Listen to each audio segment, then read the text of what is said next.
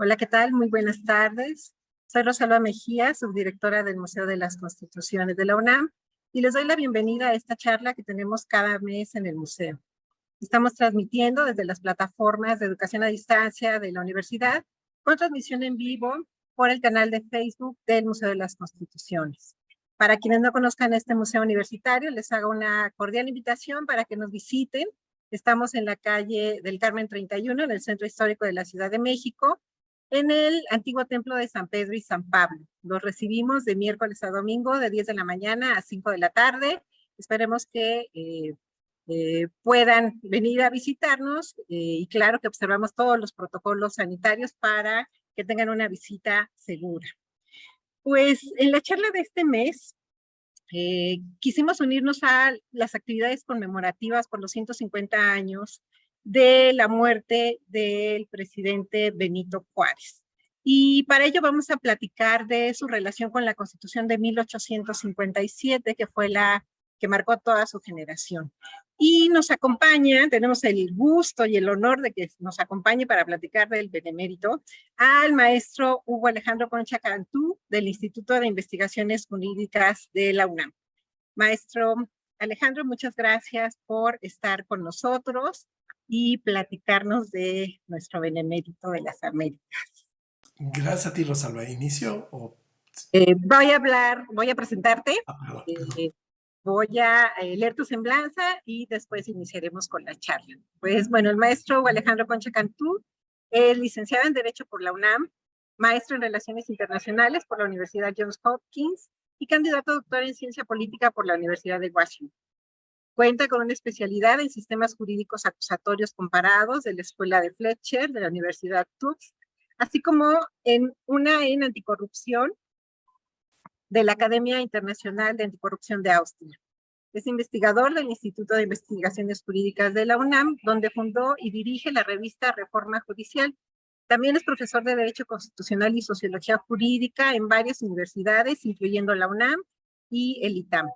Ha sido consultor de organismos internacionales como el Banco Mundial, el Banco Interamericano de Desarrollo y la Organización de Estados Americanos. De 2005 a 2010 trabajó en el Instituto Federal Electoral como director ejecutivo de Capacitación y Educación Cívica, fue vocero y encargado de la Secretaría Ejecutiva también de ese instituto. De 2010 a 2013 fue coordinador de asesores de la Secretaría Técnica para la implementación del nuevo sistema de justicia penal y del 2013 al 2015 coordinador de asesores del Procurador General de la República. Desde octubre de 2018 coordina la línea de investigación llamada Estructuras Judiciales en el Instituto de Investigaciones Jurídicas de la UNAM. Pues Alejandro, empezamos. Nada más déjame comentarle a quien nos ven a través de Facebook que quedamos en espera de sus preguntas y sus comentarios que vamos a retomar al final de la charla. Claro, también sus saludos son bienvenidos, como el de Roberto Rao, que nos dice buenas tardes, saludos desde Nuevo Laredo, Tamaulipas. Roberto Ramos. Gracias, Roberto, por estos saludos tempraneros. Pues, maestro, tenemos la charla de este mes que hemos titulado Benito Juárez y la Constitución de 1857, entre guerras y facultades. Y pues yo te proponía dividirla en 3 etapas, precisamente para analizar la relación de Benito Juárez con esta constitución tan importante en nuestra historia constitucional, que precisamente marcó el tiempo en el que él estuvo en la presidencia desde 1858 hasta 1872, casi 15 años, ¿no? Entonces, la primera etapa sería cuando ocupa la presidencia interina en 1858 y hasta que es electo como presidente de la República en 1861. Entonces, platícanos, por favor, cómo marcó la Constitución, cómo enmarcó la Constitución las acciones de Juárez frente a los liberales en la guerra que llamamos Guerra de Reforma. Empecemos. Empezamos, y voy a aprender, porque soy muy malo con el tiempo, y aprendí aquí un cronómetro junto a mí, para tratar de ajustarme al tiempo y dar, por supuesto, espacio para sus muy interesantes, ya lo sé desde ahora, preguntas. A ver, tengo que hacer una primera advertencia, y hecha esa advertencia, lo que dirían nuestros amigos americanos, un disclaimer, hecha esa advertencia, quiero dar 4 ideas de arranque y ahora voy a explicar en qué consisten esas 4 ideas. En primer lugar, mi advertencia, no soy historiador, eso es muy importante, porque la plática de hoy está centrada en hechos históricos y obviamente yo respeto muchísimo el trabajo de los historiadores, la metodología de los historiadores. Yo no soy un historiador, aspiro a ser un científico social, estudio normalmente procesos contemporáneos incluso, y sin embargo, yo no imagino poder estudiar ningún fenómeno social sin un gusto por la historia. Difícilmente puede uno contextualizar y entender lo que vivimos si no entendimos ya lo que ha sucedido o de dónde vienen muchos de nuestros procesos, de nuestras instituciones. Además, me gusta estudiar instituciones y las instituciones, pues siempre hay que saber de dónde vinieron, cómo se forjaron, etcétera, etcétera. Entonces yo soy un apasionado realmente de la historia, pero quería decir eso, me parece, y de la historia política en particular, pero quería hacer esa puntualización para que nadie se vaya a sentir ofendido y además en un asunto de transparencia me parece mucho respeto profesional, ¿no? Además a final del día es una aclaración metodológica. Y segunda parte de esta advertencia, lo que ahora van a oír de mí pues son cosas que yo he reflexionado, que he leído, que he estudiado y que por supuesto las he llevado a mis áreas de trabajo, pero en ningún momento he hecho, ni es aspiración de esta tarde, hacer un análisis biográfico de Juárez, ¿no? Les confieso la verdad, y a Rosalba le va a interesar esto, de que cuando empezaban en redes sociales a difundir un poco que iba a haber esta plática, algunas metían cositas muy biográficas. Yo dije, espero no decepcionar a nadie, porque yo no les voy a platicar los chismes ni de la vida amorosa, ni de la vida de sus rivales y enemigos de Juárez. Algunos saldrá, pero en realidad no es una historia, no es una biografía lo que yo les voy a contar, sino más bien un análisis histórico-político de ciertos procesos. Y eso me parece también que era importante decirlo. Inicio además con una cosa que yo creo que ustedes saben, pero si no hay que remarcarlo. Juárez es un ser fascinante, por supuesto, es un personaje histórico fascinante. No quiere decir con que es un santo, ¿no? Era un ser humano con todos sus defectos, sus virtudes y todo el conjunto de ideas y emociones que nos pueden caracterizar. Pero lo que sí es Juárez, sin lugar a dudas, es un ejemplo de la compleja construcción del Estado mexicano. Piensen ustedes un dato que a veces se nos olvida, porque cuando estudiamos la historia la estudiamos por periodos y aunque no nos demos cuenta los segmentamos y los aislamos mucho. Piensen ustedes que Juárez, nacido en el año 1806, le toca su infancia todavía en una etapa colonial, ¿no? Entonces digo, se dice fácil, pero ¿se imaginan realmente ustedes vivir todavía en la colonia? Bueno, ese es el México que a Juárez le toca vivir. Juárez crece, su infancia es en la colonia y a los muy pocos años le toca vivir de jovencito pues todo lo que es las guerras de independencia en México y por supuesto el fin de la era colonial. Y esto, que lo digo muy rápido y muy fácil, es verdaderamente complejo. Por eso digo que Juárez es un ejemplo de la compleja construcción del Estado mexicano, de sus contradicciones, de sus dificultades y por supuesto siempre revuelto con muchas aspiraciones de lo que las generaciones en esos años querían que el país fuera, ¿no? Eso me parece también que es importante. Ahora voy a dar 4 ideas que me parece que nos van a situar mucho, justo para salirme de una crónica biográfica, que no es mi especialidad, ni creo que sería del todo interesante viniendo de mí, sino más bien darles 4 ideas que me parece que están alrededor del contexto de la plática de hoy, de Juárez y su relación con los procesos políticos, con la Constitución, particularmente de la 57, y lo que le toca vivir a raíz de esos tiempos. La primera de las ideas tiene que ver con qué significa en ese momento la constitucionalidad. Esto me siento más que legitimado para aventar una idea así, ya que estoy hablando del Museo de las Constituciones.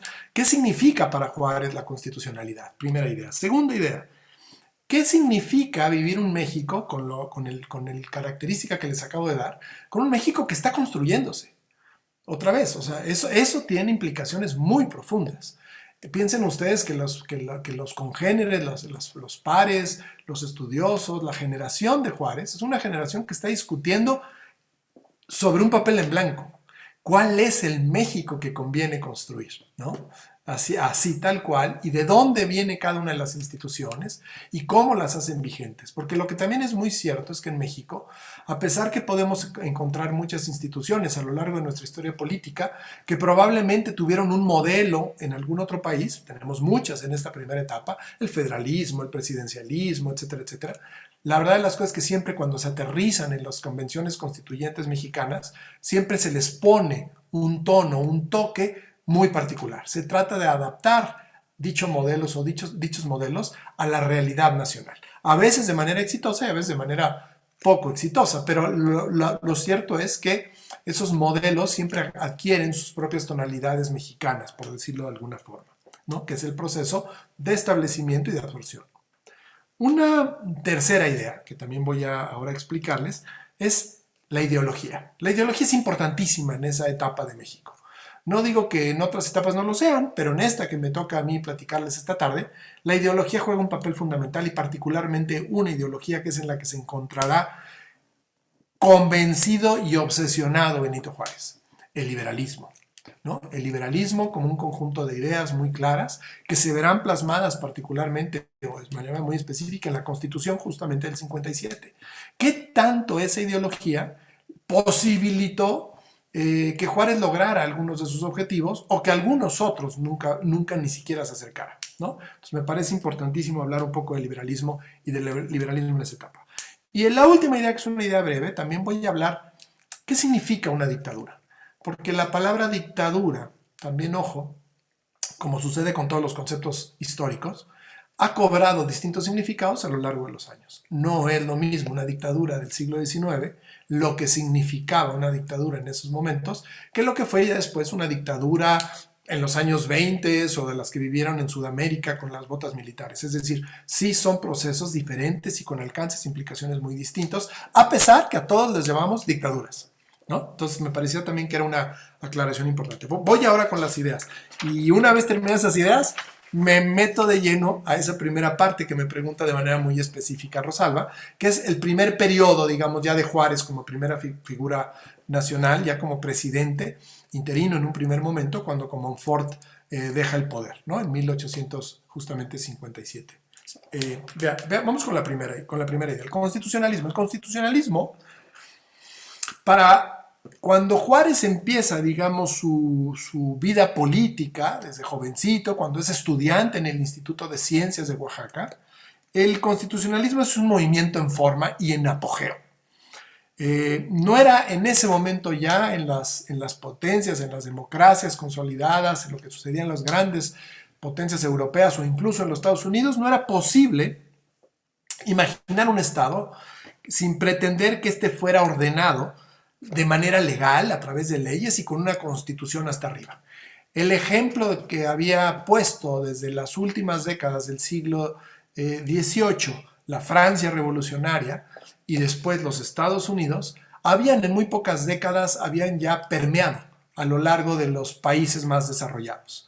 Entonces, cualquier país que empezaba su vida política la empezaba pensando en que tenía que adoptar una forma constitucional. Es decir, la Constitución en este momento ya estamos hablando de que es algo que llegó para quedarse, no era una idea, no se debatía ni siquiera cuando México se declara independiente, no es que se haya debatido si adoptábamos o creábamos una constitución o no, no, más bien iba a ser una constitución en la cual se determinaría qué tipo de sistema político, se determinarían qué instituciones, etcétera, etcétera. Pero ya el hecho de pensar que todo el Estado, que todo un país se organizaba de manera legal con una constitución como principal norma, era ya una idea adoptada y muy esparcida en el mundo. Siempre en la vida de Juárez, si uno analiza la ruta de la vida de Juárez, desde jovencito, desde que deja el seminario y se va al Instituto de Ciencias y empieza a estudiar Derecho, la verdad es que para Juárez siempre el tema del derecho, el tema de las leyes, llega como primero una posibilidad de vida, siendo un hombre que venía de extracto muy humilde, tenía básicamente en ese momento tenía dos posibilidades, estudiar en el seminario religioso y probablemente buscar una carrera eclesiástica, o bien estudiar en estos nuevos institutos que se abrían ya con un sentido positivista, los institutos de ciencias que empezaban a abrirse en distintas partes del país. Y este a su vez le ofreció con el tiempo que pudiera estudiar Derecho. Entonces fue la gran posibilidad de formación de Juárez entre un mundo que pues, no ofrecía tantas posibilidades como puede ser un estudiante hoy en día, ¿no? Entonces el derecho llega a Juárez como su posibilidad de vida y una vez que Juárez llega al derecho, digamos que se convierte en su idea fundamental, la idea de lograr un gobierno constitucional, la idea de que haya una supremacía de un gobierno civil, la idea de que sea la legalidad el principio de organización de una sociedad y del actuar público, se convertirán en principios rectores del pensamiento de Juárez siempre, ¿no? No quiero ya usar la palabra obsesión, pero casi como si fueran obsesiones. Juárez es un convencido de que esos son los principios ordenadores de la vida social. Ahora, esta aspiración, sin embargo, que Juárez tiene, este convencimiento que llega desde muy jovencito, va siempre a estar confrontado con la realidad atroz que le toca vivir. Es un país convulsionado, es un país que acaba de salir de 300 años de vida colonial, lleva muy pocas décadas de haber empezado su vida independiente y de estar tratando de establecer los primeros gobiernos republicanos, ¿no? Entonces hay movimientos constantes por todos lados. Lo que Juárez empieza a vivir desde esa época es que un gobierno constitucional, un gobierno que se rige bajo estos principios, pero, y aquí va el tema de la realidad, pero que no tiene un apoyo, y un apoyo de fuerza, un apoyo coercitivo, ¿no? No tiene posibilidades de sobrevivir. Es decir, Juárez se da cuenta que el tema de la fuerza legítima es un elemento sustantivo, connatural y necesario para el establecimiento de un gobierno, sobre todo en un país que está apenas formándose, o un país, bueno, no formándose el país, pero una sociedad, digamos, que ha pasado eso, que está altamente fragmentada, que tiene una desigualdad bestial, que hay altos índices de pobreza y de falta de educación, etcétera, etcétera. Entonces es muy difícil que un gobierno se sostenga por simple convencimiento, qué decir ya de ideas de aceptación democrática ni nada que ver, eso no existía en ese momento. Entonces Juárez es una realidad a la que se enfrenta muy rápido, junto con este conjunto de ideas que yo les acabo de platicar. La negociación, también el talento de negociar, de buscar siempre solución a los conflictos, se vuelve un arma vital para un abogado en ese momento. Y Juárez obviamente entiende y aprende eso muy rápido. La negociación como el gran instrumento para salir de los conflictos. En donde le toca vivir y crecer a Juárez, que es el estado de Oaxaca, obviamente la pertenencia a un grupo era también una condición sine qua non, era una única posibilidad si quería él avanzar en la vida y sobre todo en la vida pública de su estado y del país, ¿no? Tenía necesariamente que quedar vinculado con algún grupo en lo individual y más con las características propias de Juárez, no tenía ninguna posibilidad de ascender, de lograr cierta movilidad social. Eso Juárez también lo aprende muy rápido y lo va a lograr en buena medida y en primer lugar con los contactos que hace con profesores en el Instituto justamente de Ciencias y en su carrera.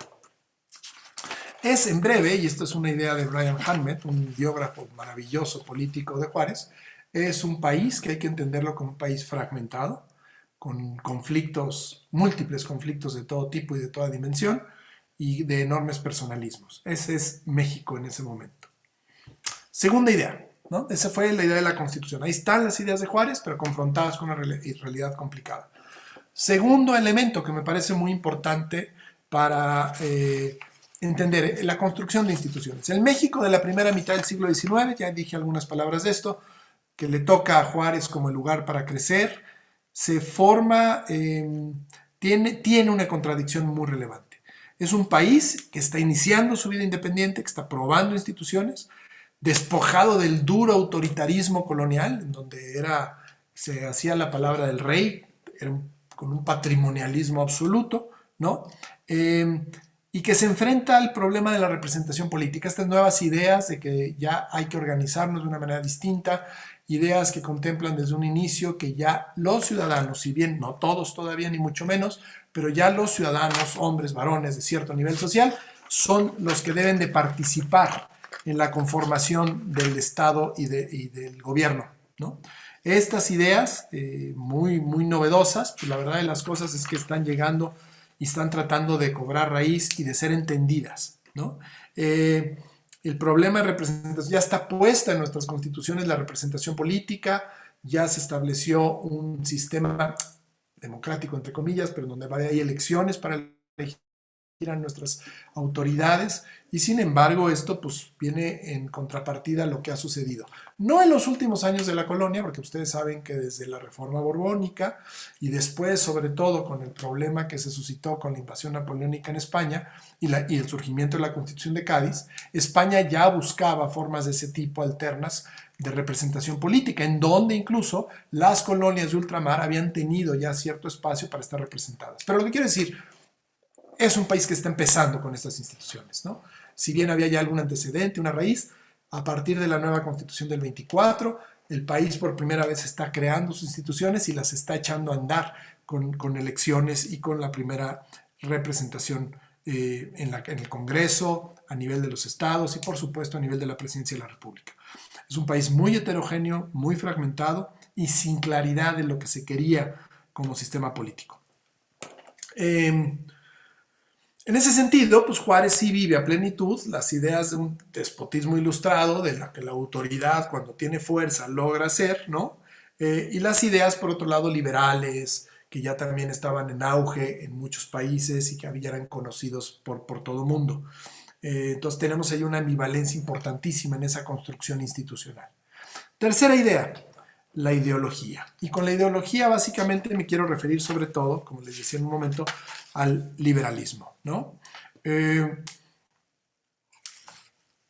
Juárez vive la transformación de ese país o de esa colonia, de este mundo postcolonial, en ahora una república federal representativa que implicaba un cambio profundo en la forma de entender el Estado y su funcionamiento. Es un Estado que desde nuestras primeras constituciones empieza a establecer derechos para la ciudadanía, ¿no? Muy pronto llegará incluso un principio del cual Juárez quedará totalmente convencido, que es el principio de igualdad ante la ley de todas las personas. Y esto finalmente pues, implica una transformación mental o cultural muy profunda para la sociedad mexicana.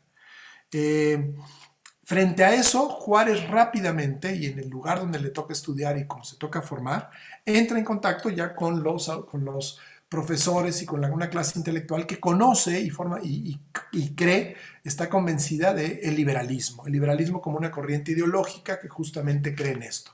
Cree en la superioridad de la ley, cree en la superioridad de un gobierno civil, cree en el establecimiento de derechos, cree en la igualdad ante la ley de todas las personas. Y estas son ideas con las que Juárez, como les decía yo al principio, va a estar siempre en su lucha política, como objetivos incluso de su lucha política. Esto frente a una sociedad, como ya también les dije, pobre, desigual, atrasada. El liberalismo con Juárez, además, esto también me parecía muy importante, va a tener dos temas a lo largo de la vida de Juárez muy importantes, que van a marcar al país, no solo van a marcar a Juárez. En primer lugar, el tema de la iglesia. La iglesia, para estos primeros liberales mexicanos que han leído, que se han nutrido de las ideas de los autores liberales europeos o norteamericanos, pues se dan cuenta que el país postcolonial, transitó, no fue un rompimiento total, transitó de una estructura donde estaba el monarca como dueño y señor de todo, pero en alianza con una iglesia que ya en este momento es muy fuerte y que se queda de alguna manera con una buena parte de ese poder y por supuesto de esa apropiación de tierras y de bienes en el país.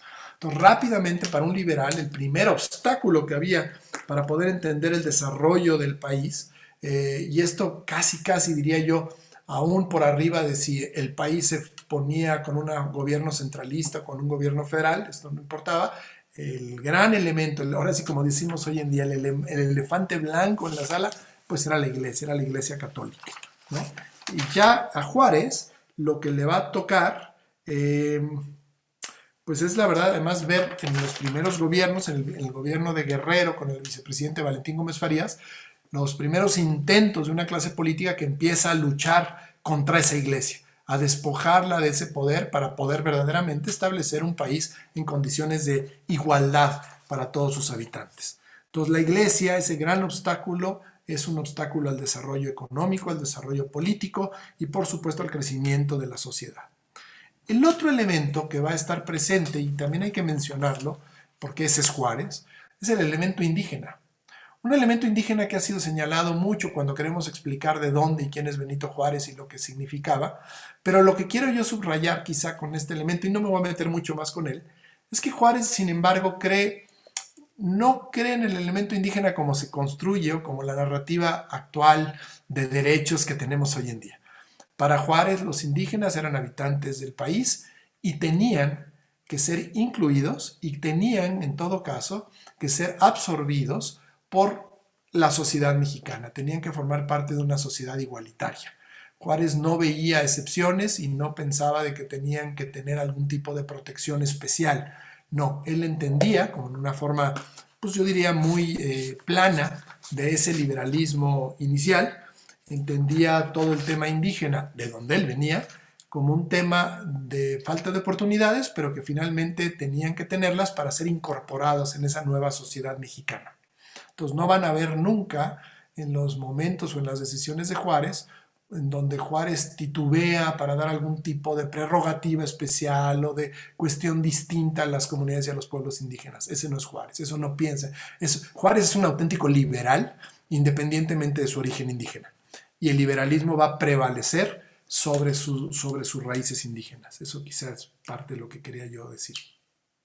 Finalmente, como esta última cuarta idea, que me parece que me ayuda mucho a dar el contexto de lo que estamos hablando y no nada más empezar a hablar de la guerra de reforma, el concepto de dictadura. También ya lo dije muy rápido. El concepto de dictadura en el contexto de un país en la mitad del siglo XIX varía enormemente de un concepto de dictadura contemporánea, ¿no? En el primero, en estas dictaduras del siglo XIX, se trata de gobernantes que se imponen frente a otros grupos o individuos que están compitiendo por todos los medios posibles por conquistar el poder.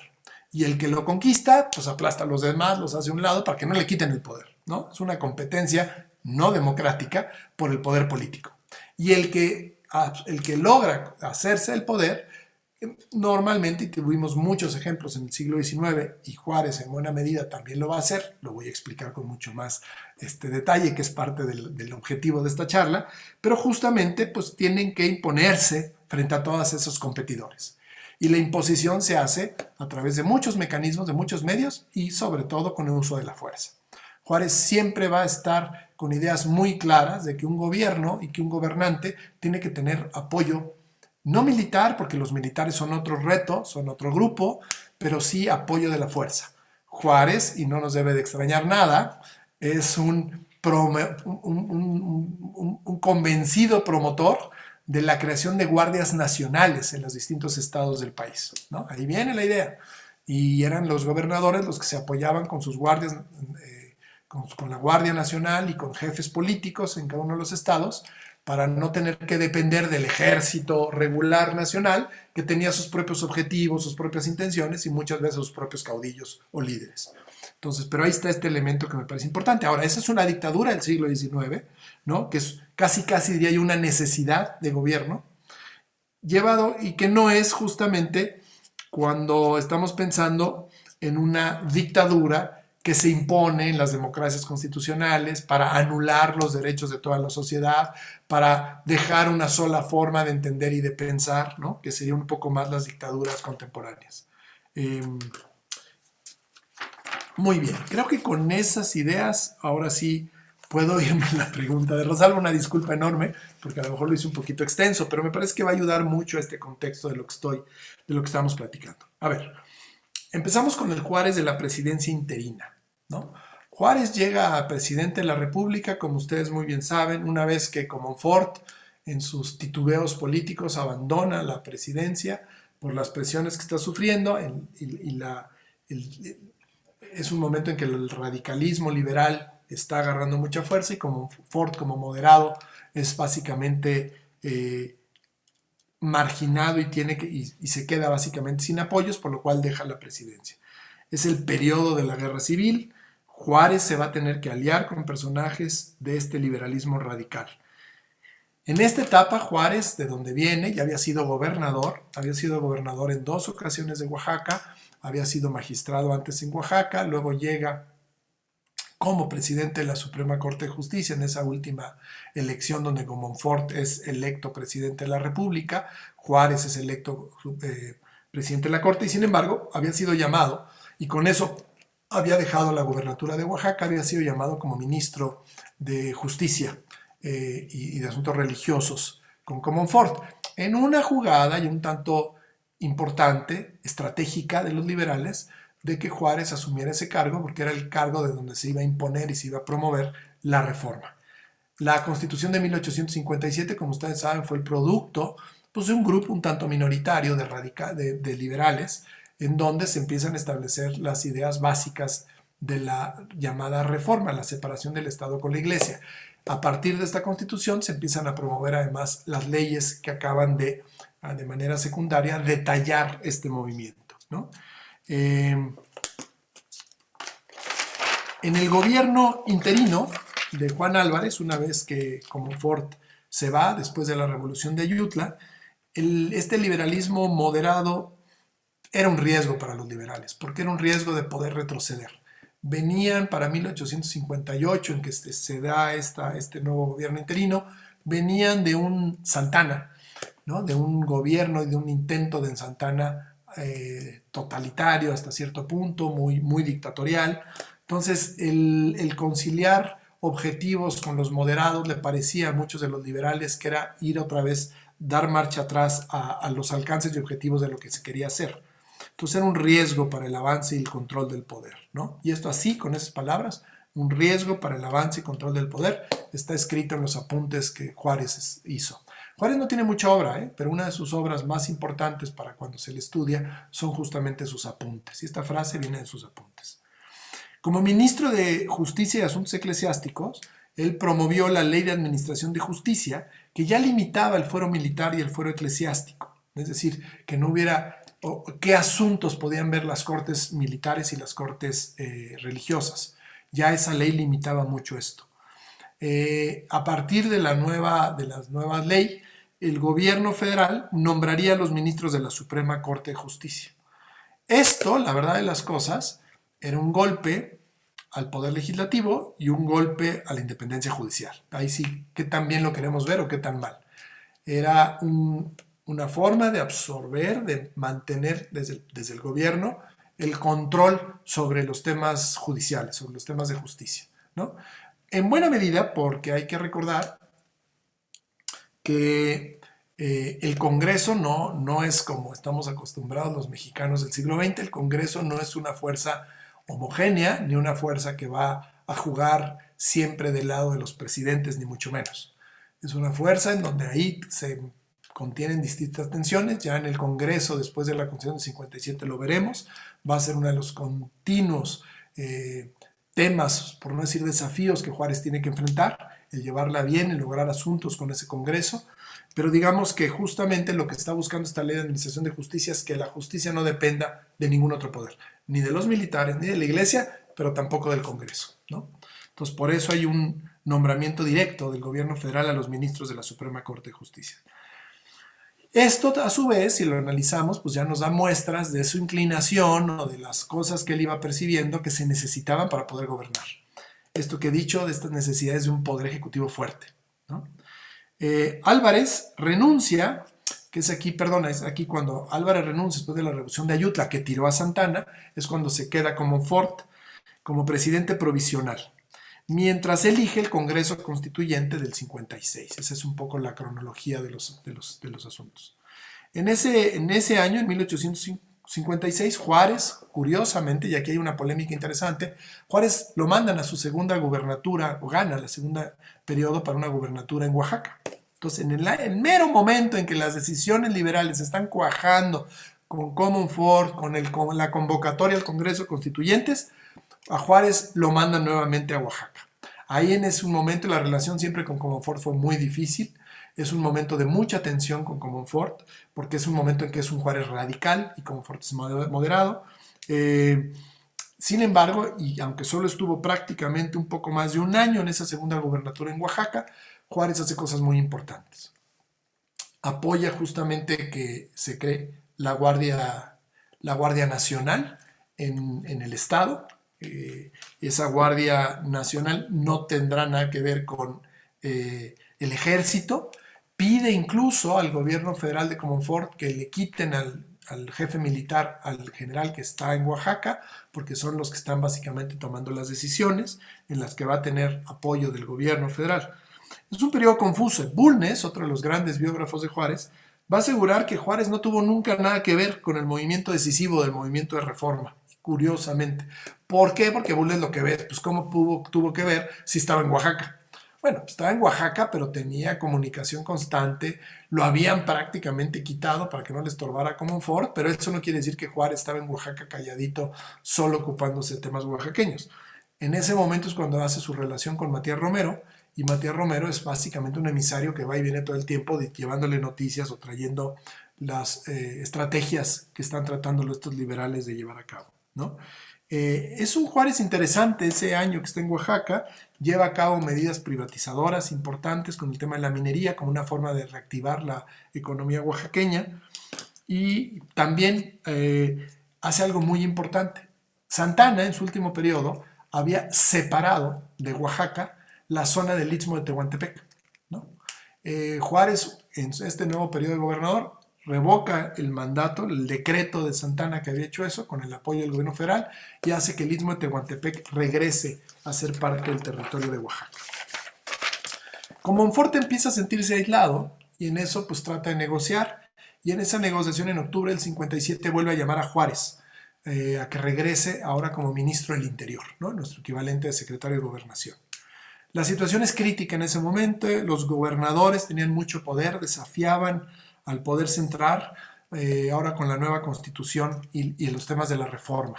Había algunos gobernadores que no aceptaban la reforma y había otros que decían que sí, pero que ellos dictarían perdón, el tiempo, los ritmos en los que se iba a establecer esa reforma. La Iglesia tenía un poder fuerte en todo el país y por supuesto ese poder se manifestaba de maneras distintas con las relaciones particulares con cada uno de los gobiernos estatales, ¿no?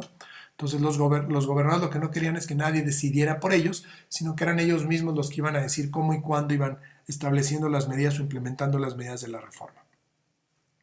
Es aquí cuando Comonfort se le ocurre dar un golpe de Estado, ¿no? Está asustado, Comonfort no se siente cómodo del lado del radicalismo liberal y da un golpe de Estado con su jefe militar, que es Félix Zuluaga, en el plan de Tacubaya. Y disuelve el Congreso. El primer Congreso es disuelto por Comonfort y por Zuluaga, y Comonfort se erige con facultades extraordinarias. ¿Qué quiere decir eso? Facultades en donde no hace falta un Congreso, sino el propio presidente o titular del gobierno tiene la capacidad de emitir leyes directamente.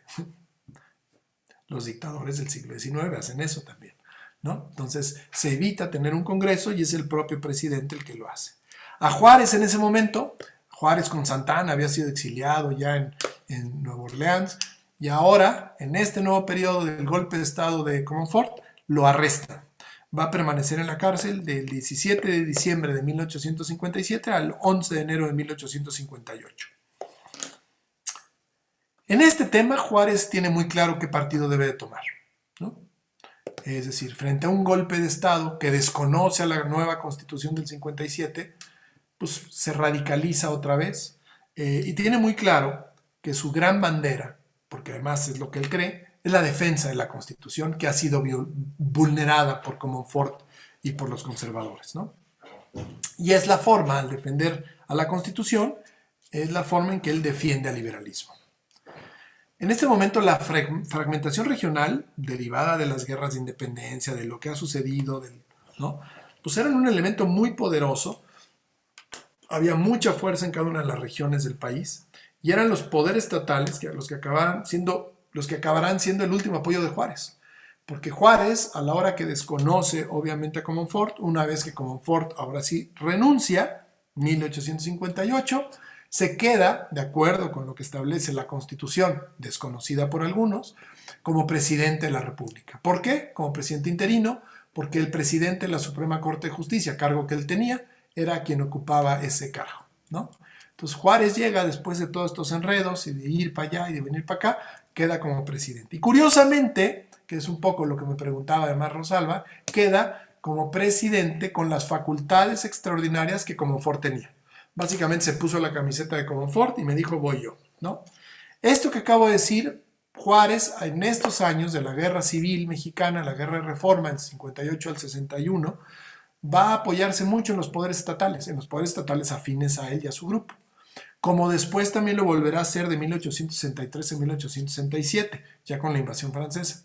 Es decir, a pesar de que Juárez durante toda su carrera política va a sufrir el embate y una tensión bestial con los distintos gobernadores, ¿no? Son también gobernadores los que le van a dar el apoyo necesario para subsistir.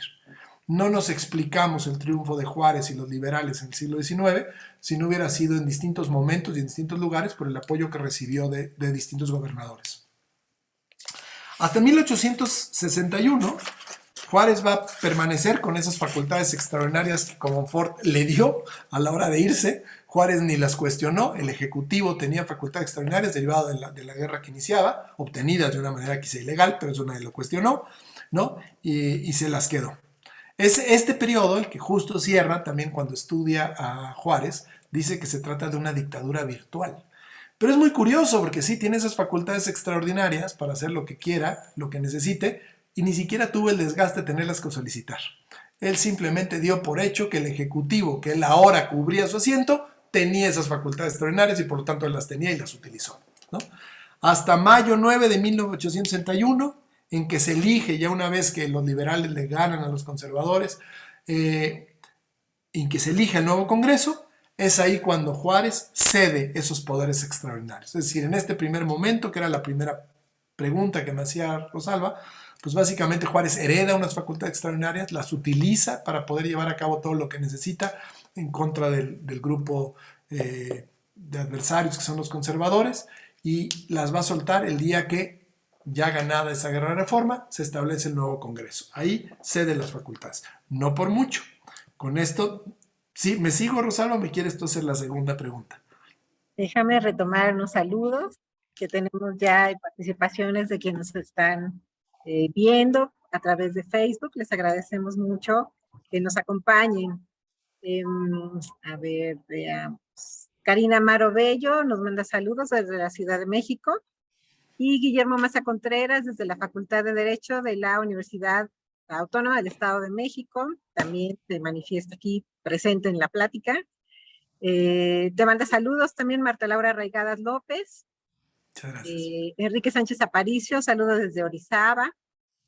Y tenemos unas preguntas que dejaremos para más adelante. Francisco González Lugo también nos saluda, gracias por estar con nosotros. Y Mónica Jiménez también manda saludos. Les recuerdo que pueden dejarnos sus preguntas y comentarios, las retomaremos más adelante hacia el final de nuestra charla. Y pues sí, gracias por esta interesante introducción conceptual, sin duda muy necesaria, y precisamente pues por eso estás aquí, porque queremos verla, el punto de vista, revisar a Juárez en este aniversario luctuoso desde el punto de vista del derecho, de la abogacía y de esta perspectiva de las ciencias sociales. Y pues sigamos adelante. Hablamos de un segundo periodo, que sería este de 1861, cuando termina la Guerra de Reforma, hasta 1867, que nuevamente estuvo condicionado por un conflicto armado, que fue la intervención francesa y luego el imperio de Maximiliano. Y ahí te preguntaba qué significó para Juárez la Constitución en estos 6 años convulsos también. En este primer periodo al que me había yo referido, pues defendió a la Constitución, se enmarcó en la defensa de la Constitución frente a un grupo y una buena parte de la población que la rechazaba, que la negaba, ¿no? Digamos que eso fue lo que acabo de explicar. Este segundo periodo es muy distinto. En 1831 hay elecciones, él deja las facultades extraordinarias, es nombrado presidente de la República, ahora sí electo, ¿no? Tiene ya toda la legitimidad, y sin embargo es un periodo que desde el inicio empieza difícil. Empieza difícil porque habían puesto con una supuesta ley, todavía los conservadores habían dicho que cuando se sorprendieran los contrarios, que cuando los atraparan los podían juzgar de manera inmediata y aplicarles la pena de muerte. De esa manera asesinaron a 2 de los aliados más importantes de Juárez, como fueron Melchor Ocampo y Santos Degollado. aliados en algún momento, después habían sido sus contrincantes por el liderazgo liberal, pero digamos habían sido gente muy importante, ¿no? En este momento pasa esto. Recién entrado al poder, además sufre un intento por parte de congresistas opositores por anular la elección. Lo querían quitar, ¿no? Él asume una posición única, no se compromete ni con los liberales conservadores, perdón, liberales moderados, ni con los liberales radicales. Él se queda en un lugar distinto, simplemente argumentando que él le toca implementar, un poco en continuidad de lo que hemos dicho, implementar a la Constitución. Su defensa nuevamente es la Constitución. Y su verdadero enemigo que tiene enfrente ya se vislumbra. Es ese Congreso poderosísimo que quedó diseñado con la Constitución del 57. Déjenme rápidamente decir algo a ese respecto. La Constitución de 1857 entendió, o los constituyentes cuando la llevan a cuando la realizan, que parte del problema es que había instituciones débiles en el país. Y muy en la idea de lo que eran las ideas liberales, trataron de hacer una auténtica división del poder en donde se equilibraran los distintos poderes. Y con esto se crea un Congreso de la Unión unicameral, solo una Cámara de Diputados. Desaparecen al Senado, se había desaparecido hace años atrás con unas constituciones centralistas, pero digamos que la del 57 mantiene esa idea, que no haya Senado. Al no haber Senado, se crea un Congreso muy fuerte, un Congreso que no tiene que, digamos, discutir doble vez ni aprobar doble vez cada una de las leyes. Es una cámara mucho más chica, la que hoy tenemos, por supuesto, que discute y aprueba las leyes. Y además, en esa Constitución del 57, el presidente de la República tampoco tiene veto. Entonces, una vez que una ley ha sido aprobada por el Congreso, se aprueba, se promulga y se publica, y es ley. Entonces, era una Constitución que generaba este Congreso tan fuerte. Y cuando había congresistas opositores, como es el caso del inicio de este nuevo periodo, Juárez claramente ve que quien tiene que resolver y de quien se tiene que cuidar es del Congreso, ¿no? En las democracias contemporáneas diríamos que es una situación como lo que a veces pasa en Perú. Perú tiene una inestabilidad política terrible porque tienen un Congreso unicameral muy fuerte con facultades enormes para poder estar cuestionando, anulando o hasta quitando al presidente de la República, ¿no? Bueno, algo similar en la Constitución del 57. Esta estructura que tenía la Constitución no ayudaba a los ejecutivos. Y entonces Juárez otra vez se ve frente a esta necesidad de cómo gobierno, no solo con todo el relajo que tengo a mi exterior, ¿no? Ya controlé a los conservadores, pero ahí los gobernadores tienen mucho poder, sino que ahora además tengo un Congreso opositor que me quiere quitar. Los radicales lo van a apoyar y esto va a confundir un tanto a los conservadores porque van a poner una especie de suspensión en la reforma, pero hay que decirlo que en septiembre de 1861 se da una votación para ver si se quitaba del cargo a Juárez. 51 diputados le piden que renuncie y 52 diputados de los presidentes por un voto lo defienden. O sea que por poquito Juárez no logra mantenerse en la presidencia. Tenía un apoyo clave de varios gobernadores, las bancadas de diputados que representaban esos estados lo ayudaron, como fueron el gobernador de Querétaro, el gobernador de Jalisco y el de Chihuahua, ¿no? El periodo de 1861, voy a cortar tantito, ni siquiera me voy hasta el 67. De 1861 a 1863 es un periodo poco estudiado, muy importante, porque es un poco un periodo de definición de posiciones políticas, tanto del presidente como del Congreso. Esto, cuando lo he estudiado, siempre me recuerda un poco lo que sucedió en etapas muy importantes de la Revolución Gloriosa Inglesa, donde estaban todos los defensores y teóricos que defendían por qué tenía que haber un rey fuerte y por qué estaban todos los que defendían que tenía que ser el parlamento el órgano más fuerte en ese equilibrio. Algo similar sucede en México. Hay dos interpretaciones de la Constitución, la que hace el presidente y la que hace el Congreso. El presidente busca una identificación busca más una interpretación que se identifique con el nacionalismo, dice que el país tiene que tener unidad, ¿no? Y que por lo tanto justamente se requiere de un gobierno fuerte que no puede estar segmentado ni puede estar paralizado, porque cada vez hay más amenazas internas y externas que crecen. El Congreso, la verdad es que estaba con la idea, ese Congreso de esos primeros años de la Constitución del 57, de establecer un sistema parlamentario en México. Estaban muy, muy influenciados por ese sistema y era básicamente lo que querían hacer, transformar el sistema presidencial que teníamos desde el 24, transformarlo ahora en un sistema parlamentario, ¿no? En esas está en esa tensión. Juárez se salva de que lo quitaran, pero está, digamos, en esas negociaciones, cuando el 11 de diciembre de 1861 llega a Veracruz los representantes de la Triple Alianza, ¿no? De España, Francia e Inglaterra, a cobrar deudas por los daños ocasionados durante la Guerra de Reforma a sus ciudadanos. Es ahí, diciembre de 1861, en que el Congreso, fíjense que duró muy poquito, ¿no? En que el Congreso le revuelve a Juárez las facultades extraordinarias que Juárez había cedido en septiembre. Entonces, unos mesecitos después, frente a la amenaza que llega, Juárez pide rápidamente y le vuelven a dar las facultades extraordinarias para poder legislar mientras se hace frente a la amenaza. El primer ejercicio que hace esas facultades extraordinarias es muy rápido, es el 25 de enero de 1862. Emite una ley en donde se establece que será crimen, la traición a la patria, para todos aquellos que colaboren con las fuerzas intervencionistas. Y la pena es pena de muerte. Ya desde ahí se estaba prefigurando cuál era la posición nacionalista y de defensa del territorio de Juárez, ¿no? El 3 de mayo de 1862, Francia ya declaró la guerra a México, y ahí es cuando el Congreso, en su última sesión, declara la suspensión de garantías en todo el país. Entonces eso sí ya le da totalmente el poder a Juárez. No hay juicios para proteger derechos de las personas, están suspendidos para que el Ejecutivo pueda hacer frente a la guerra. Aquí la verdad es que pues ya sabemos la historia, empiezan los franceses a avanzar, los contuvimos heroicamente en una batalla, pero pues al poco tiempo llegan los refuerzos franceses y órale. Juárez tiene que buscar apoyo fuera y lo va a sufrir. Tiene que buscar un apoyo. Hay un gobernador, Vidaurri, que es en ese entonces Nuevo León, es Nuevo León y Coahuila están juntos. Juárez hace dos cosas muy interesantes a lo largo de su periodo, y lo hace como una forma de establecer su poder y controlar a gobernadores que estaban excedidos.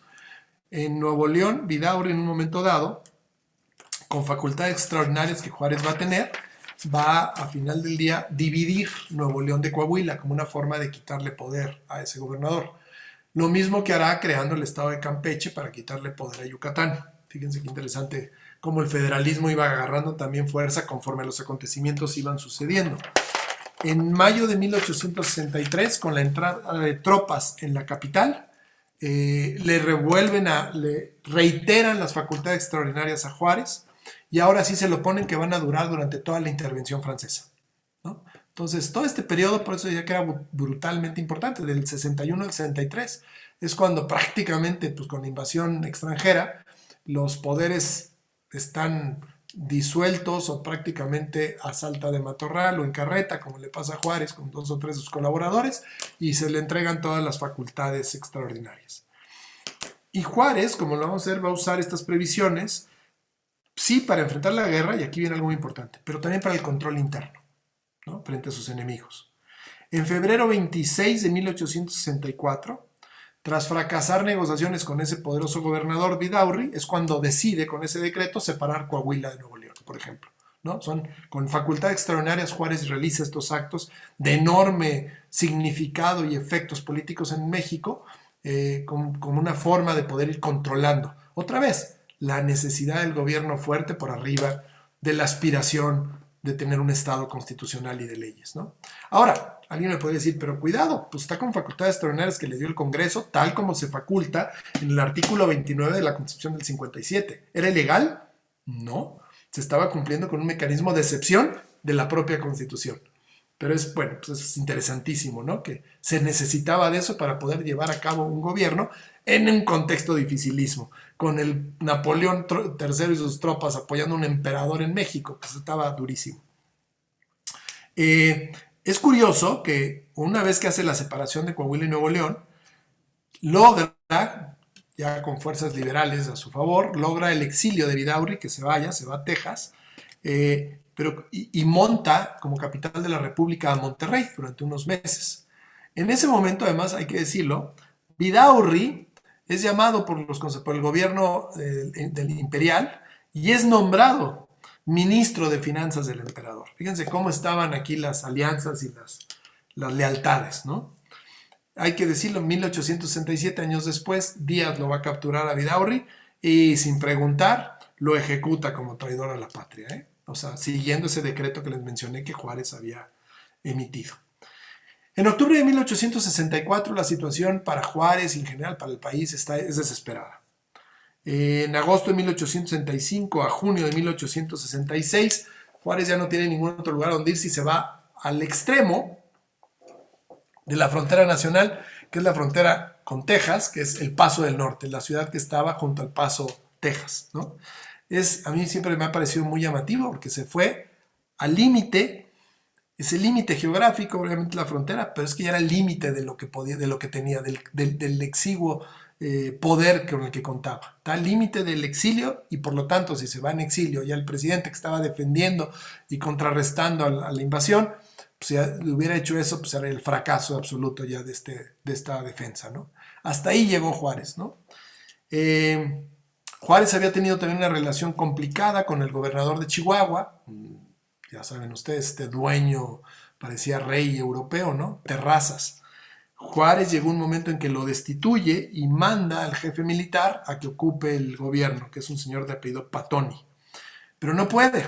Terrazas es un hombre muy fuerte y cuenta con la Guardia Nacional del Estado que tiene ahí, con el destacamento que tienen en Chihuahua.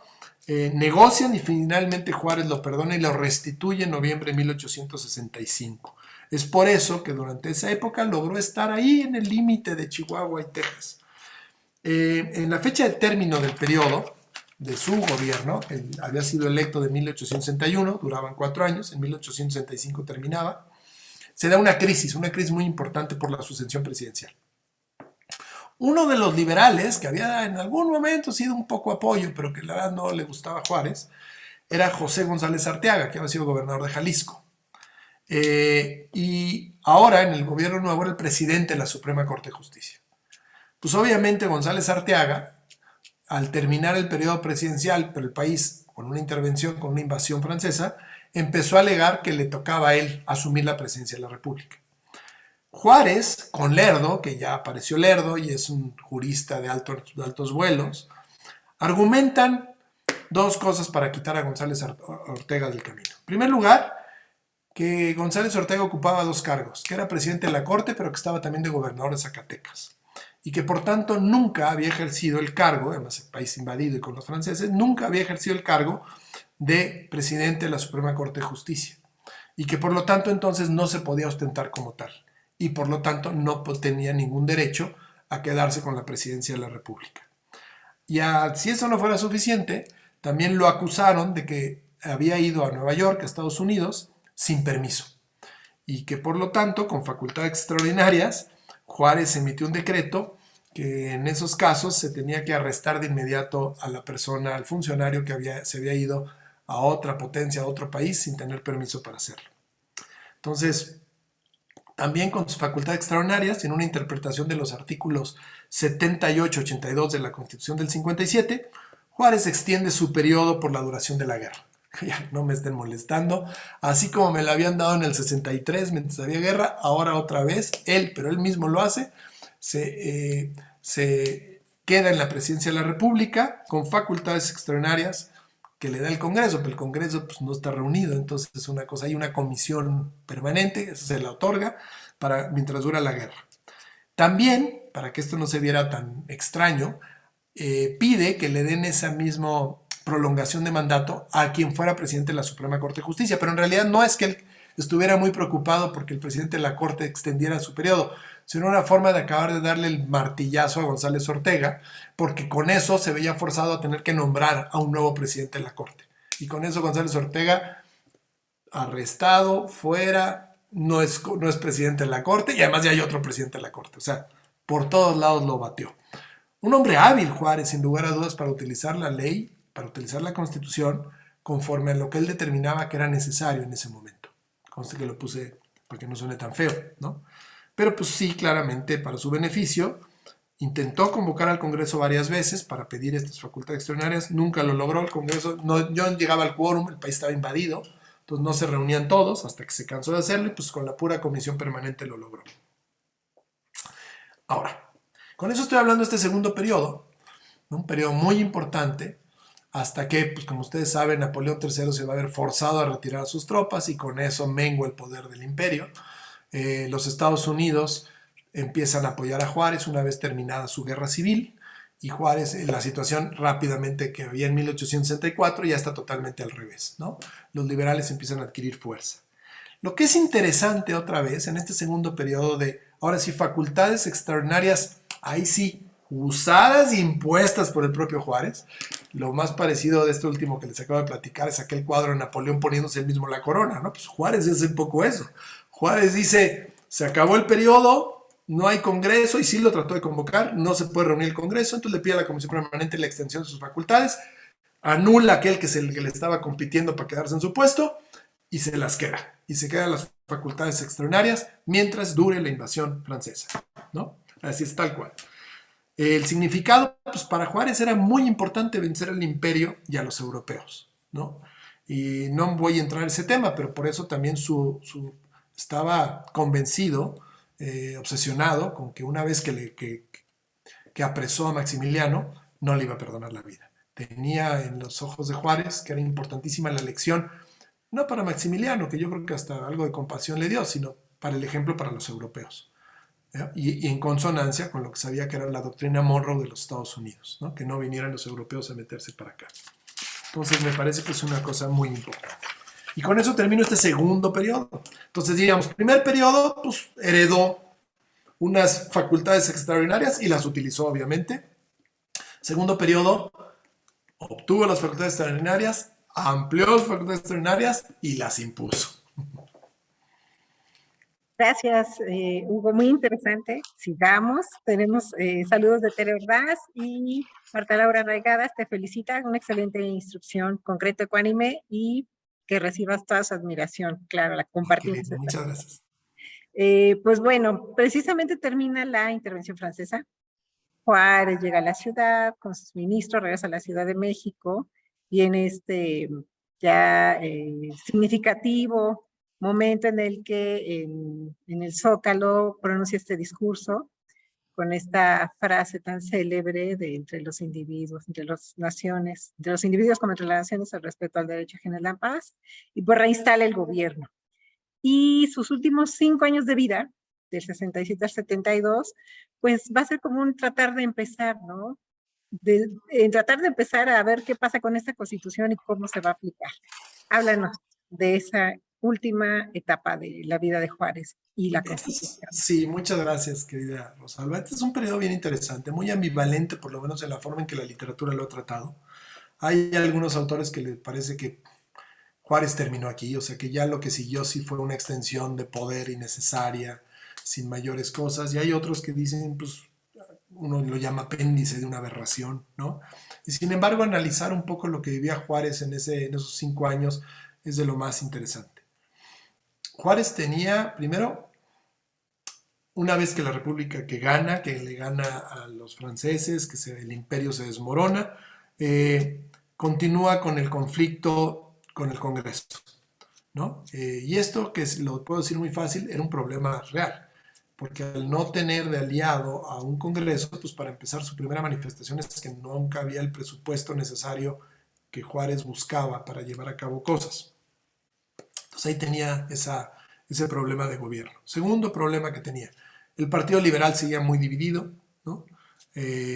Ahora era el único partido importante a partir de 1867, pero los pleitos por el liderazgo liberal eran bestiales, ¿no? Y Juárez no necesariamente, esto siempre hay que decirlo, Juárez no era el personaje favorito de toda la clase de ese momento. Era un negociador muy hábil, un político sin lugar a dudas, que miren lo que ha logrado, hasta dónde vamos, pero la verdad de las cosas es que no es que sus compañeros de partido lo admiraban y lo querían. Al contrario, muchos le peleaban, le disputaban el puesto y el poder o las decisiones que tomaba. Hay una enorme inestabilidad territorial. Hay grupos de pillaje, de rebeldes en muchísimas entidades, y algunas entidades no han tenido la fuerza y el gobierno federal tampoco para poderlas controlar, ¿no?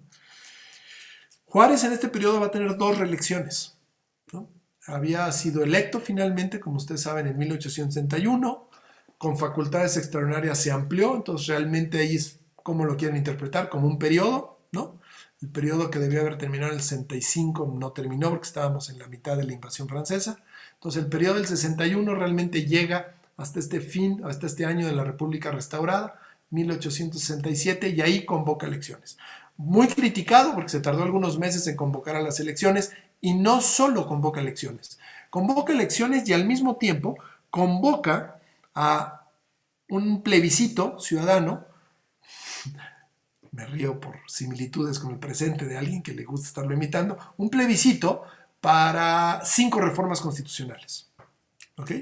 Para ver si la más importante, el restablecimiento del Senado. Con eso liberaba el primer problema que ya otra vez repetí, el problema con el Congreso. Al tener un Congreso dividido, el poder del Congreso se disminuye, ¿no? Entonces, de esta manera, Juárez intenta aventar las dos cosas juntas, el plebiscito y la elección. Y esto obviamente no le gustó a ninguno de los que eventualmente quería el poder, era terrible, ¿no? Entonces, en ambas elecciones, hay que decirlo, la del 67 y más tarde en el 71, va a vencer a sus opositores.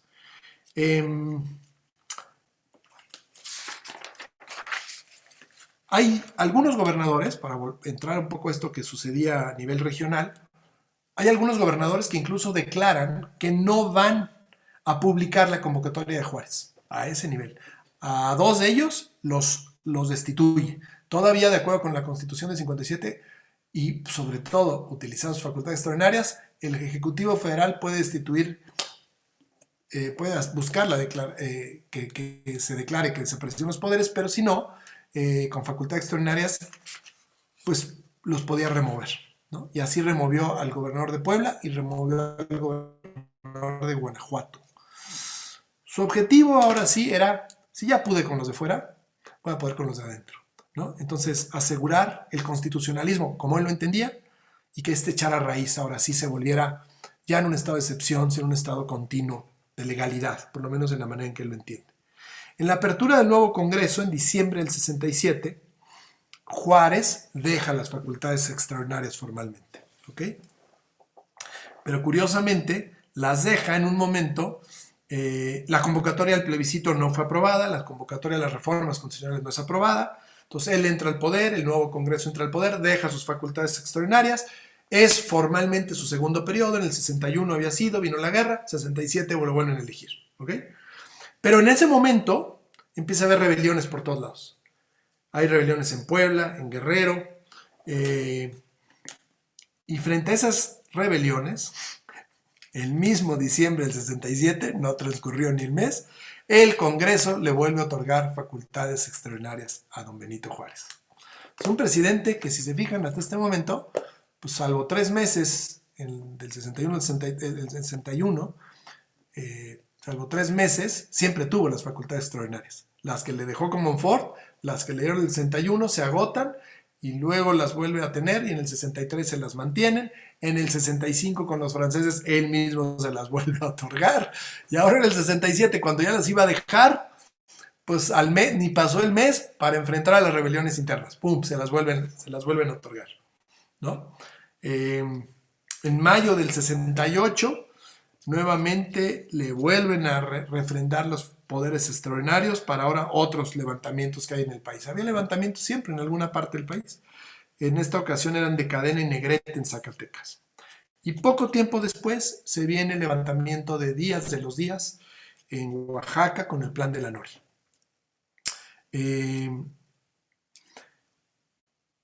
Puebla, Yucatán, también tiene bandas rebeldes.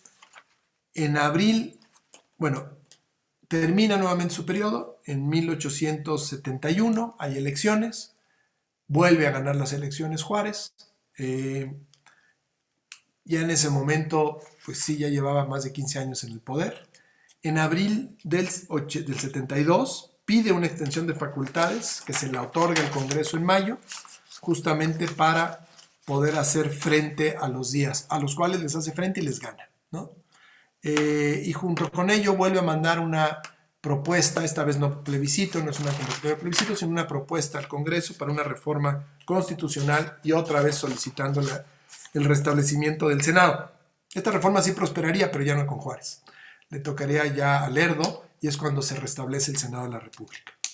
Si Juárez hubiera terminado su último periodo, hubiera terminado en 1875, hubiera tenido 69 años, ¿no? Y hubiera estado en el poder 17 años. Terminó a los 67 años, cuando se enferma. Tuvo durante ese año 3 ataques cardíacos hasta que muere en junio, el 18 de julio, perdón, 18 de julio de 1872, por eso se conmemoraron los 150 años, muere Juárez. Hay que decir que una vida personal muy sufrida. Durante toda la guerra, su mujer, Margarita Maza, y sus hijos, Juárez llegó a tener 12 hijos, 2 de un primer matrimonio, y con Margarita tuvo 10, de los cuales 2 de sus hijos mayores, varones, fallecieron. Uno de ellos le causó mucho dolor. En 1871, un año antes de que fallece Juárez, murió Margarita, cosa que cuando tenía él todavía que enfrentar a los días, y lo hace con la salud ya bastante mermada. Y finalmente en 1872 el corazón le empieza a fallar. Son 2 ataques y el tercero lo mata, el 18 de julio de 1872. ¿Qué podemos decir de este tercer periodo? Tercer periodo interesante. Es una república restaurada, pero es la república de Juárez restaurada. Yo es lo que agregaría. No es simplemente la república restaurada. Es la república de Juárez restaurada. Juárez no suelta el poder. Juárez podía perfectamente haber gobernado. Fíjense, incluso voy a decir, incluso una vez que se dio la invasión extranjera, en 1867, vamos a suponer que gana y gobierna hasta el 71, y podía ya haber dejado el poder en ese año, ¿no? Pero no, pues el poder es el poder, y Juárez nunca se vio, a pesar de que ya su condición física estaba fuerte, el amor, la obsesión por la política nunca lo dejó, y él estaba convencido de que él hacía falta para empujar esas ideas con las que inicié al principio, de un orden constitucional, el gobierno civil por arriba del gobierno militar, aunque ahí hay siempre una paradoja, como la hay en general en todas las cosas de Juárez, porque al mismo tiempo apoyó que siempre hubiera poder que lo sostuviera, ¿no? Los derechos de los individuos, la igualdad ante la ley, son las ideas fijas de Juárez.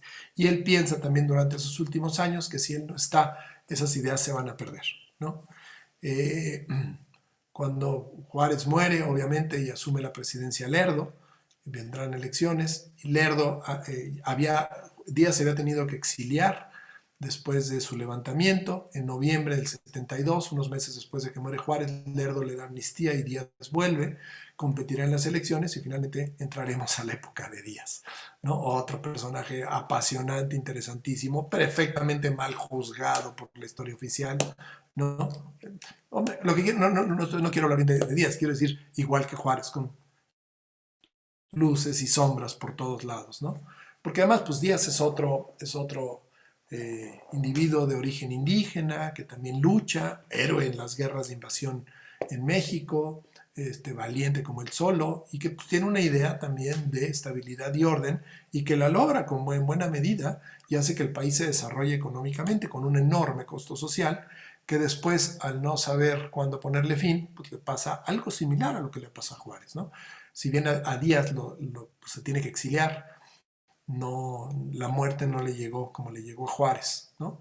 Pero a mí me parece que ya ese último periodo de Juárez no había forma en que Juárez iba a salir exitoso de él. Así que la muerte quizá le llegó en un buen momento, y pues quedó como un héroe, obviamente, de nuestro país, ¿no? Como un prócer. No sé si con eso más o menos les doy toda la vida. Se dice que así fue como me dio Rosalba un día decirlo, porque yo estaba hablando de toda la historia de México. Era clase de otra cosa, no tenía nada de historia. Era hablar del sistema político mexicano. Pues brevemente hablé de que pues, en el siglo XIX justamente había habido dictaduras necesarias, un poco bajo la doctrina Rabasa o esta de Sierra, la habitual dictadura, y traté de explicar por qué Santana, muy la tesis de Rabasa, Santana, Juárez y luego Díaz, y que por esas razones la Constitución del 17, Rabasa, pues es una constitución que, a diferencia de la del 57, si bien el esqueleto es muy parecido, le pone un montón de facultades al presidente. Ya al revés de lo que había hecho la del 57, hacer un congreso fuerte, no. Lo que hace falta es un ejecutivo fuerte, para que no tenga problemas y no tenga que estar por arriba o al margen de la ley. Y por eso se crea ya no un sistema presidencial, sino un sistema presidencialista, con todas las de la ley, con todas las de la Constitución, que hoy en día seguimos sufriendo. Porque yo creo que si algo le ha pasado al país, es que no ha sabido ponerle fin a ese sistema, que si bien fue necesario en algunos años, pues una vez ya reconstruido el país, pues hubiéramos podido dar paso a un presidencialismo ya diferente, un sistema presidencial acotado, ¿no? Para vivir de manera plena nuestra democracia. Y la verdad de las cosas es que, y no estoy aquí hablando de ningún partido, de ningún gobernante, el actual y los anteriores, pues nos han hecho sentir, yo creo, las debilidades de un sistema que concentra el poder de la manera en que lo hace el presidente de la República, ¿no? Hoy en día lo que tenemos enfrente es ese problema más allá de personalismos, es un sistema que le da demasiado poder al presidente de la República y eso hace que lo demás no se vea y no se pueda controlar y no podamos tener un sistema con relativa equidad en el ejercicio del poder, ¿no? En fin, pero esa ya es harina de otra costal quizá, Rosalba. Me pasé un poco. Bueno, no, está perfecto. Además fue un excelente recorrido, todo un reto. Muchas gracias por aceptar nuestra invitación y la exposición estuvo magnífica. Sin duda, Díaz es otra historia y que pues también fue opositor en las últimas elecciones de Juárez. Esa parte es muy interesante también. Pues, muchas gracias, maestro. Si quieres, retomamos unas preguntas que tenemos aquí. Hay dos en Encantado. relación con la Constitución del 57. Roberto Ramos pregunta, ¿qué papel jugó la masonería en la vida ideológica de Juárez y en la evolución y publicación de la Constitución de 1857? Uh-huh. Bueno, aquí hay opiniones un poco diversas. Hay gente, y todavía en la actualidad, que sigue convencido de que la masonería fue y es un elemento de poder, sin lugar a dudas. Será con esto que voy a claramente exponer que no soy masón, ¿verdad? A mí me da la impresión que no lo es tanto, que en su momento, en el siglo XIX, sin lugar a dudas, lo era, pero casi, perdón, y que no quiero con esto ofender a nadie que crea en estas cosas, porque además tienen ideas muy específicas de cómo ayudarse, de cómo hacer estructuras y redes sociales. Son redes de poder, son redes de influencia que llegaron a dar en todo el mundo y que a México también llegaron. Sabemos que dos logias, particularmente la escocesa y la jacobina, una venía de Escocia, otra venía de los Estados Unidos, y que eran una especie de club de políticos, ¿no? Con ideas específicas, pero que básicamente eran redes para conocerse, hacer relaciones públicas y ayudarse, ¿no? Yo así es como lo entiendo, así es como lo veo. ¿Qué tan influyentes fueron? Yo creo que mucho. Entiendo que sí hay cosas escritas respecto a la masonería.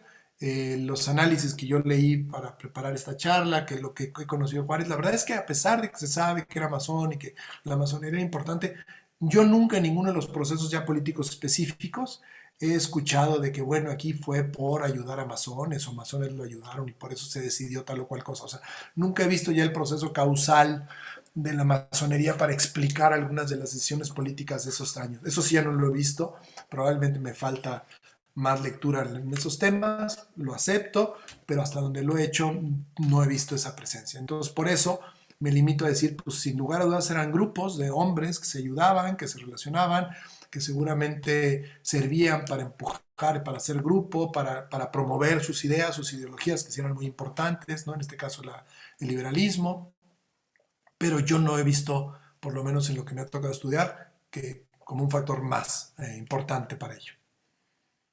Gracias, maestro. Sí. Gracias, Roberto, por la pregunta. César Colín, gracias por tu pregunta.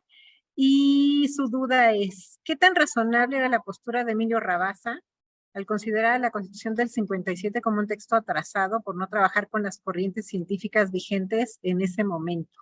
Rabasa lo que quiere es justificar o describir y justificar por qué la Constitución del 17 generó este presidencialismo. Que luego, curiosamente, si se fijan ustedes agarran el libro de Rabasa, no sé si lo pongo aquí en mano, el libro de Rabasa y el libro de muchos años después de muy querido Jorge Carpizo, el presidencialismo mexicano, se comunican muy bien. Porque lo que hace Rabasa, en una visión histórica, explica que un México atrasado, durante el siglo XIX, pues necesitaba los gobiernos que fueran a tener éxito necesitaban ser gobiernos con fuerza, gobiernos que para lo cual no podían aplicar estas bellas constituciones liberales, de equilibrio de poderes, todo, porque al hacer eso fracasaban y venía otro competidor y los quitaba. Entonces necesitaban gobernar al margen de la ley, ¿no? Esa es un poco la crítica que le hace a las constituciones del siglo XIX y particularmente la del 57.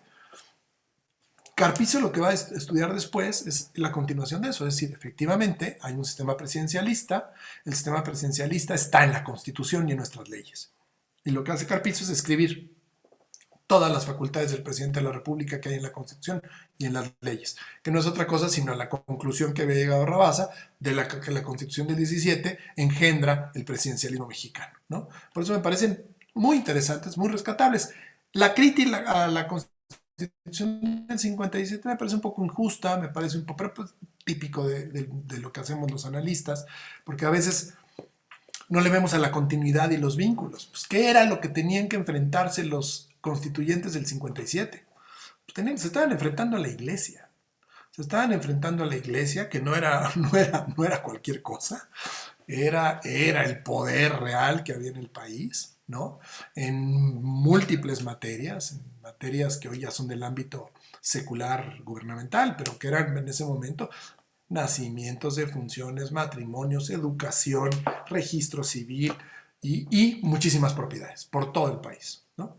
Entonces, los liberales lo que pensaban es que este era un obstáculo para poder verdaderamente desarrollar libertades e igualdad de derechos. Y por lo tanto, lo que tenían que combatir era eso. La Constitución del 57 establece los derechos, establece la separación y echa a andar las leyes de reforma para quitarle ese poder a la iglesia. Eso lo logra la Constitución del 57. Si pensamos que esos eran los objetivos, lo logró y lo logró bien. Ahora, si queremos pensar que la Constitución del 57 ya se iba a cumplir en todos sus ámbitos, pues si la del 17 no la cumplimos, digo, no me voy a meter ahorita a debates contemporáneos, ¿verdad? Pero ahí estamos todos los días los que nos dedicamos al derecho constitucional, de que si ya se están violando, que la suspensión del juez con el Tren Maya, que si qué dijo ahora el presidente, cómo que no, que si ya violaron las disposiciones electorales los funcionarios al estar haciendo, o sea, Pues imagínense en el siglo XIX, ¿no? ¿Qué tanto se cumplía la Constitución? Poquito. Su objetivo fundamental yo creo que era ese fue el contexto del mundo de estos liberales, además gente muy ilustrada que hizo esa Constitución, ¿no? Zarco, Arriaga, todos ellos, pues la verdad hacen un buen documento, logran con esos objetivos.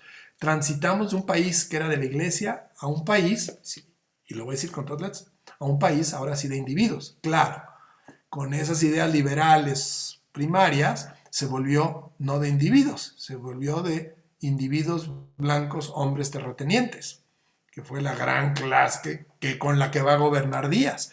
Pero otra vez, si solo analizamos a Díaz, no, pues qué horrible dictador, tenían las haciendas, explotaban a la sociedad, sí, pero ¿de dónde venían? Venían de ese México anterior que les acabo de escribir, donde era la iglesia y también algunos terratenientes, los dueños del país. Entonces, hay que analizar qué proceso siguió a cuál y dónde ya pues, se alargó demasiado y vino el estallido social o vino la guerra o vino el cambio, ¿no? La Constitución sin aplicables. Y en eso creo que tiene razón, más allá de los adjetivos que usa, ¿no?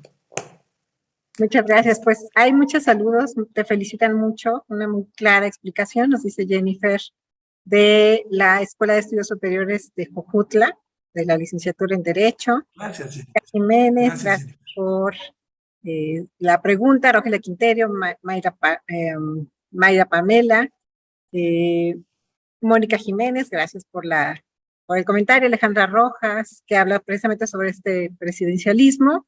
Juan Ramón Sandoval, muchas gracias, te felicita, excelente exposición. Muchas gracias. Cristian Falcón, yo creo que con esta pregunta vamos cerrando, si te parece, maestro. El Tratado de McLean-Campos. Para ustedes, yo me entrego al pueblo que está aquí presente. Muchas gracias. Cristian Falcón, un tema polémico también de esta biografía de Juárez. ¿El Tratado de McLean Ocampo estaba justificado por la Constitución del 57? ¿Qué nos cuenta? Es muy interesante. No me metí ese tema porque era un tema que lleva mucho. Tiene que ver, a ver, el federalismo, y ahí creo que es Bulnes o Sierra, no el que lo critica, dicen que el verdadero espíritu federalista del país se anuló con la Constitución del 57. Lo que sucedió es que se volvieron cotos de poder territoriales, ¿no? Los estados, como esto que les platicaba y lo que Juárez tuvo que hacer para controlar, quitar, mover a muchos de estos gobernadores, que a veces lo apoyaban y muchas otras veces le disputaban el poder o se aliaban con los enemigos. La Constitución del 57 es bastante parca respecto al tema territorial y por supuesto no contempla la venta de ninguna porción del territorio nacional. Pero eran momentos otra vez extraordinarios. Y con lo que sí tiene en su artículo 29, que es prácticamente el artículo 29 actual, ya reformado hace unos poquitos años, las facultades extraordinarias le permiten al gobernante, al titular del Ejecutivo Federal, llevar a cabo todo lo que sea necesario para contrarrestar una situación de excepción. Al estar en guerra, Juárez lo que hace pues, es una situación de excepción, negocia con un país que le va a dar el apoyo para poder evitar la desaparición del país como tal y volverse pues, una especie de colonia, este segundo imperio, que era al final del día como se iba a entender, ¿no?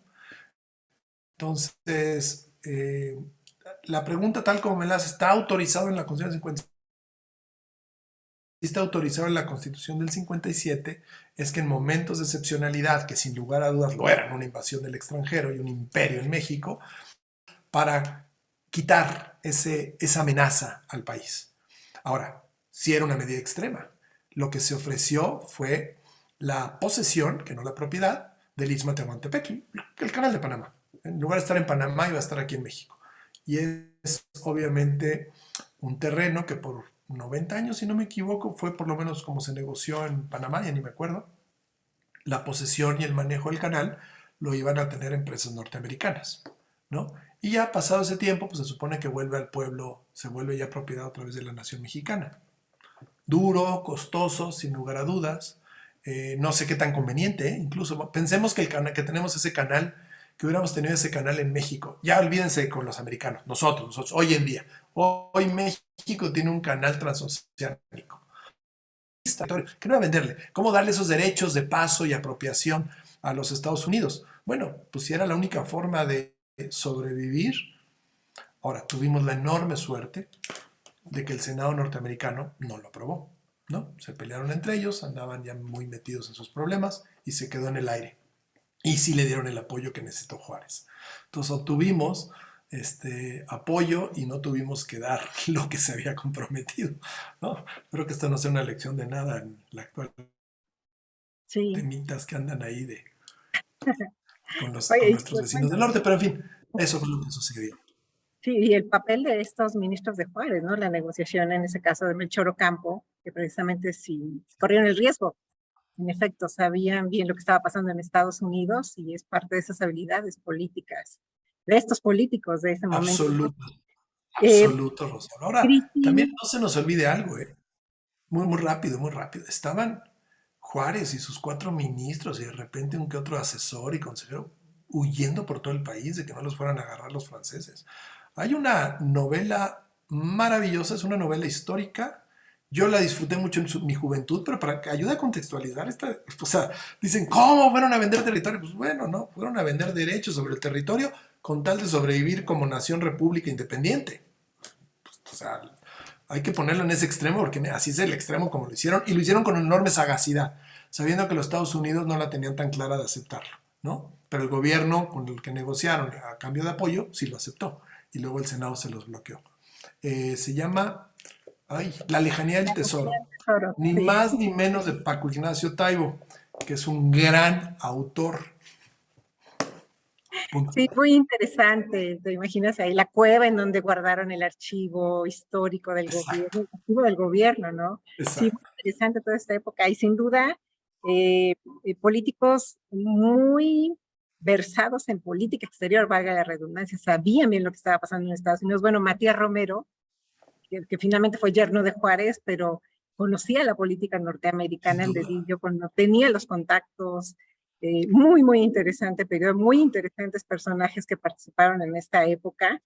Pues bueno, podríamos seguir aquí, pero pues quisiera despedir ya, Marta Laura te pregunta que si sabes quién inspiró, a quién admiraba Benito Juárez y quién lo inspiró para cumplir su destino, entre comillas, de la República. Con eso cerramos, maestro.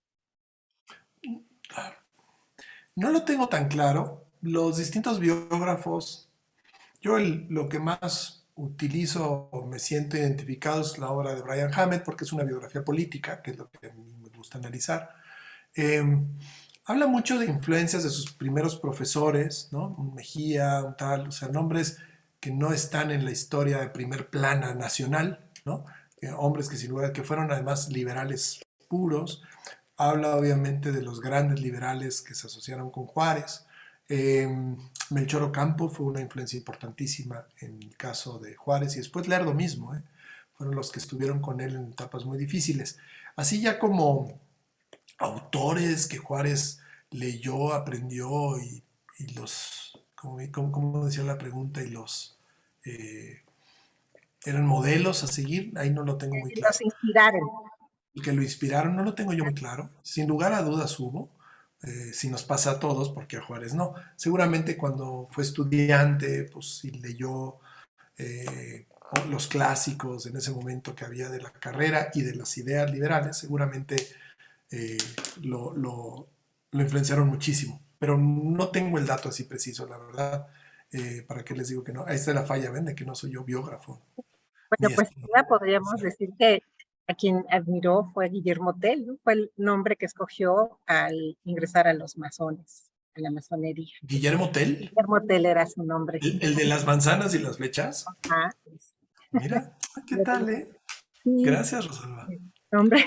Y antes de que se me olvide, Cristian Falcón, pues le recomiendo el libro, excelente libro de la doctora Patricia Galeana, precisamente sobre el Tratado de Maclean Ocampo.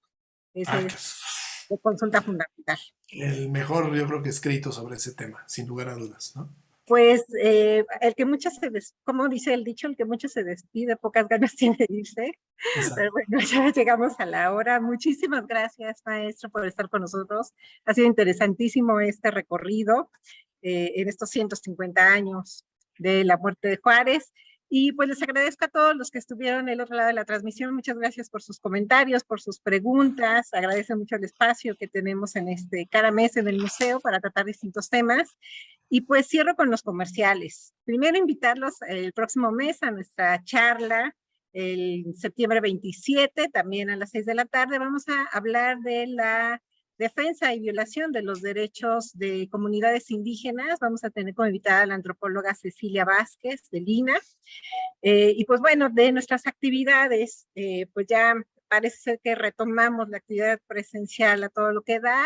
Recuerden que tenemos ahora el rally que organiza 101 museos. Tenemos este rally de verano que va a ser en línea y presencial. Los invito a que consulten nuestra página, en nuestras redes, para que se enteren de las dinámicas. Este viernes tenemos una charla sobre la cultura de la vejez y el envejecimiento y los derechos de las personas mayores a estos servicios de cultura. Y para los pequeños y los jóvenes que aprovechen su verano, los invitamos a nuestro taller para niñas y niños y un taller de literatura de terror para jóvenes. También les invito a que busquen información en nuestra página y en nuestras redes sociales. Y el 19 de agosto retomamos nuestras exposiciones temporales. Estén pendientes, tenemos una sorpresa. Inauguramos nuestra primera exposición temporal presencial después de este periodo de pandemia. Los invito a que nos visiten en el museo. Y pues bueno, maestro Hugo, espero podamos tener la oportunidad de tenerte otra vez aquí en estas charlas del mes. A lo mejor con días, no sé, puede ser. No, estaría muy bonito. Me vas a poner a estudiar ahora de días, que es padrísimo también. No, muchas gracias, Rosalba. De verdad, un placer, un placer. Lo disfruté mucho. No les puedo ver las caras, a ver también si esto ya eventualmente se va haciendo más presencial, pero muchas gracias por la oportunidad, de verdad, Rosalba. Pues al contrario, muchas gracias, maestro. Muchas gracias a todos. Nos despedimos. Que tengan muy buena noche.